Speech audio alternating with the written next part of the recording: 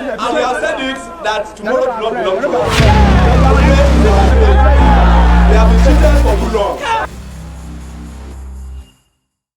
Hold the governments of Nigeria accountable. In particular, Labour has failed woefully to challenge the ongoing refusal of many state governments to pay the minimum wage and pension, salary, to challenge salary reduction, to challenge retrenchment of workers, increase in energy costs, fuel and electricity, etc.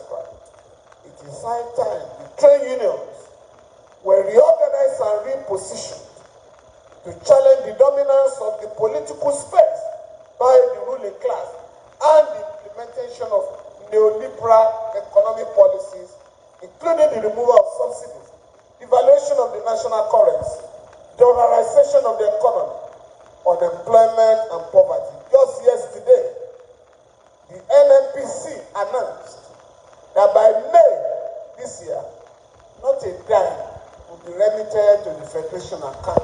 You know what that means.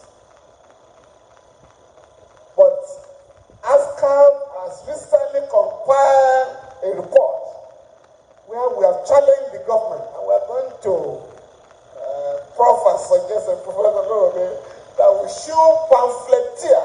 We must let Nigerians know the information in this statement, which is that the government can collect, can recover 94 trillion naira. We have stated where these funds have been either stolen or hidden by the NNPC. This NNPC that is saying there will be zero allocation. Please, you can Google where you are. The Auditor General of the Federation has revealed that between 2010 and 2014, $16 billion worth of fuel has not been accounted for by the NNPC. $16 billion. Also, the Revenue Mobilization and Allocation Commission has also come out. NAITI has come out also to say that the NNPC has failed to remit to the Federation account $22 billion dividends paid by LNG, for corruption. NNPC has not denied these very serious allegations or given any explanation. So, if they say there is no money now, because what they are doing is to say, we are not going to remit, to blackmail Nigerians, we are not going to remit money because we are paying for subsidies. So they are coming. Governors will then say, oh, let us cancel subsidies so that we can have money to pay salaries, and pension, and so on and so forth. But Nigerians must tell them there are alternative sources. We wrote to the president, recover 94 trillion. Nobody has challenged us for telling lies or that we are trying to promote false information. But we are going to insist now that this is the way to go. The invitation to the United States of America to come to Nigeria to combat insecurity. The 1962 Anglo-Defense Nigeria Defense Pact was imposed on the ruling class by the departing British colonial regime. But this pact was rejected by Nigerian students and workers. A few years later, Nigeria led the struggle for the decolonization of the African continent. Indeed, the liberation of Africa became the cornerstone of the foreign policy of Nigeria. On January 14, 1976, the late military ruler, General Murtala Mohammed, called up the bluff of imperialism when he declared, unquote, Africa has come of age, end of quote. Despite geographical distance, Nigeria was made a frontline state on account of our enormous moral and financial contribution to the struggle against apartheid and colonial rule in the southern African region. Nigeria has also, through the ECOWAS, ensured the restoration of law and order in war-torn neighboring countries like Liberia and Sierra Leone, and prevented civil wars in the Gambia and Guinea-Bissau. Regrettably, Nigeria is currently witnessing the virtual collapse of the security architecture of the new colonial state due to the diversion of huge funds, the amount for procurement of arms and ammunition for the armed forces and the police by successive regimes, according to ASCA, for $15 billion have been diverted by a coterie of army generals. According to the NSA, $1 billion recently approved for procurement of arms can also not be found. We can't find the arms, we also cannot find the money. To prevent terrorists and bandits from sacking the government, this is the cause, from sacking the government. President Buhari has appealed to President Joe Biden to come to the aid of the ruling class in waging war against terror and banditry. And without consulting either the African Union or the ECOWAS, the federal government has asked President Biden to relocate the U.S. African Command in Germany to Africa. Africa fought against the location, sighting of that American Defense Pact in any territory. In fact, when Liberia attempted about 5 years ago to ask for Africa, ECOWAS almost sanctioned their country. But our own president is now begging America, please help us. But listen to me. Since 2009, the cry for help in prosecuting the counter-insurgency operation are falling on the deaf ears of the leaders of the West. As if that was not enough, the United States and our allies have prevented Nigeria from acquiring vital security equipment. We're ready to pay. They say no, don't sell arms to them. Let Boko Haram continue. According to them, due to the abysmal human rights record of Nigeria. In particular, the federal government has been accused of failing to account for the prolonged detention of thousands of people in military camps without trial and the extrajudicial execution of unarmed civilians by military and police personnel. Although the federal government said no problem, we shall investigate. In 2017, the federal government set up 2 judicial commissions of inquiry to investigate. My friend, our comrade Tipo was a member of one of them, to investigate allegations of gross abuse of human rights of the Nigerian people. But the report of both panels have not seen the light of day. Hence, the government has failed to prosecute the security personnel indicted by the panel, even though the Buhari administration was allowed by America, was strict by America, to pay the sum of $329 million for 12 Super Tucano fighter jets in November 2018 to aid the counter-insurgency operations in the Northeast region. The jets have not been delivered up to now. Instead of giving Nigeria the false impression that the United States is going to send troops to defend them, America is just, Biden is just withdrawing American troops from Afghanistan. They are not coming here. They won't be deceived.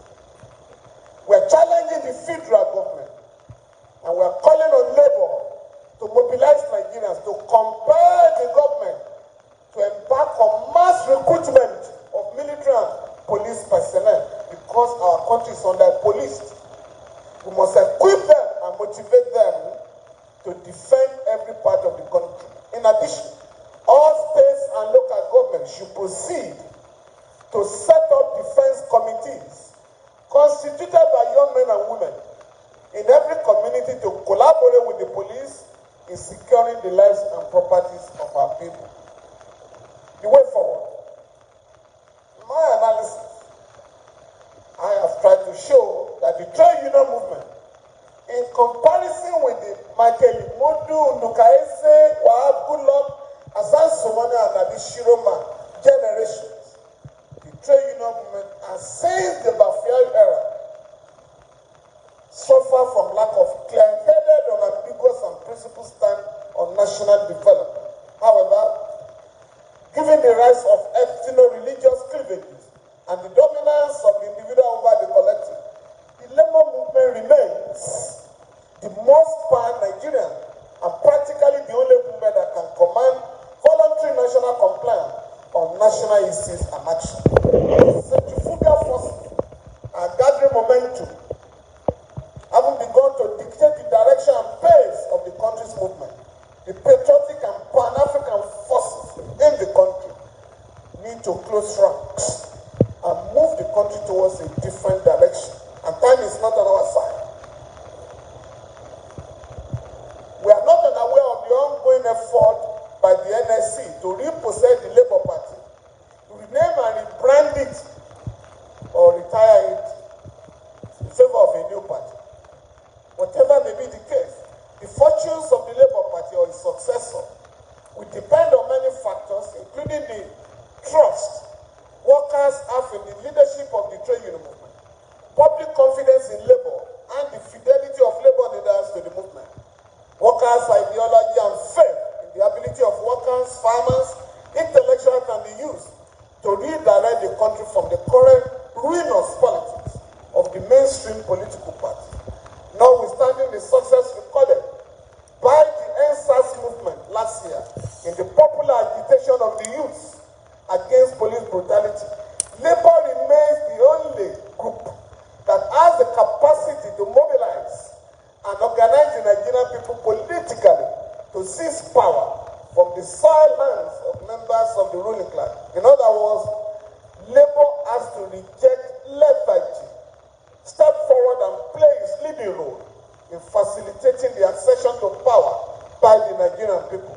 It is pertinent to disclose here that at an alternative political summit held in Abuja last month and attended by a number of socialist groups, radical political parties, and progressive labor and youth organizations, it was resolved that a common platform called People's Alternative Political Movement be established as a tool for political engagement, social intervention, and contestation for political power, as a coalition committed to the emergence of a mass workers' party and the socialist transformation of Nigeria.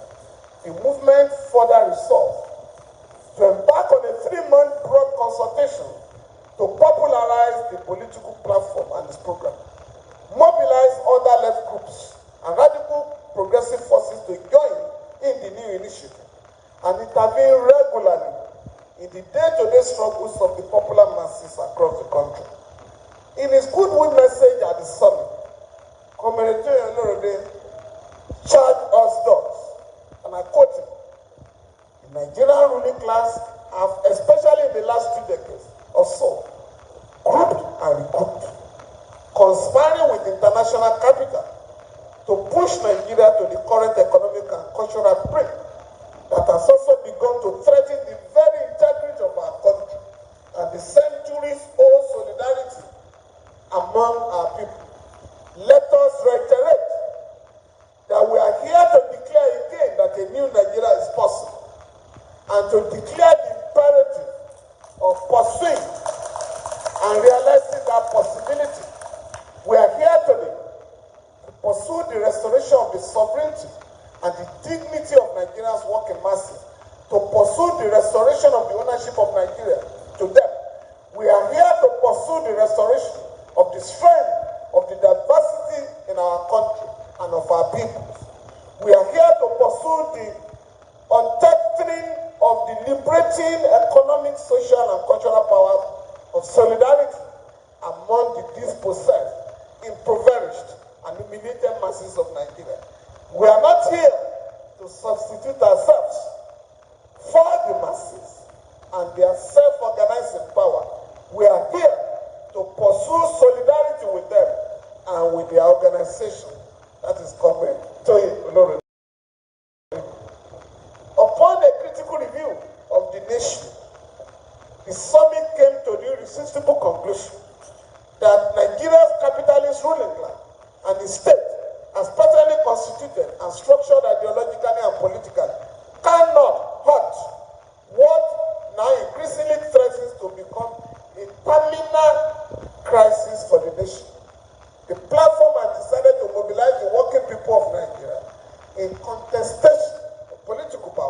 with the ruling class by any means necessary. When they make it impossible for you to have election, then you have to think of other options to achieve the objective.